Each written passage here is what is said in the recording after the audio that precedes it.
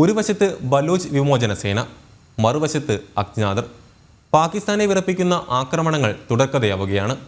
രണ്ടിടങ്ങളിലായി നടന്ന ആക്രമണങ്ങളിൽ 8 പേരാണ് കൊല്ലപ്പെട്ടത്. മുംബൈ ഭീകരാക്രമണത്തിന്റെ മുഖ്യ സൂത്രധാരൻ ഹഫീസ് സയീദിന്റെ ബന്ധുവും ലഷ്കർ ഇ തൊയ്ബ ഭീകരനുമായ കാരി ഷഹദാദ് അജ്ഞാതരുടെ വെടിയേറ്റ് കൊല്ലപ്പെടുകയും ചെയ്തു. പാകിസ്ഥാനെ വിറപ്പിക്കുന്ന ആക്രമണങ്ങളാണ് ബലൂച്ച് വിമോചന സേന നടത്തുന്നത്. ബലൂചിസ്ഥാനിൽ ഏറ്റവും ഒടുവിൽ നടന്ന 2 ആക്രമണങ്ങളിൽ 8 പേരാണ് കൊല്ലപ്പെട്ടത്.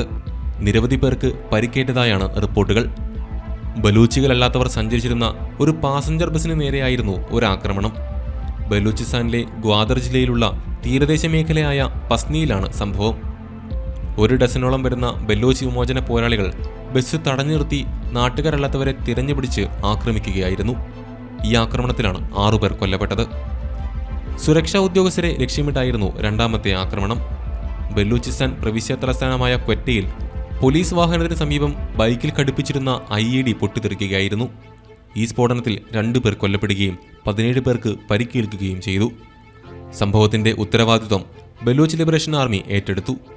തുടർച്ചയായി സൈന്യത്തിനെ ലക്ഷ്യമിട്ട് ആക്രമണം തുടരുന്നതോടെ പാക് സൈന്യത്തിനും സർക്കാരിനും വലിയ തലവേദനയാണ് BLA ഉണ്ടാക്കുന്നത്. അതിനിടെ അജ്ഞാതരുടെ വിളയാട്ടവും പാകിസ്ഥാനിൽ തുടരുകയാണ്.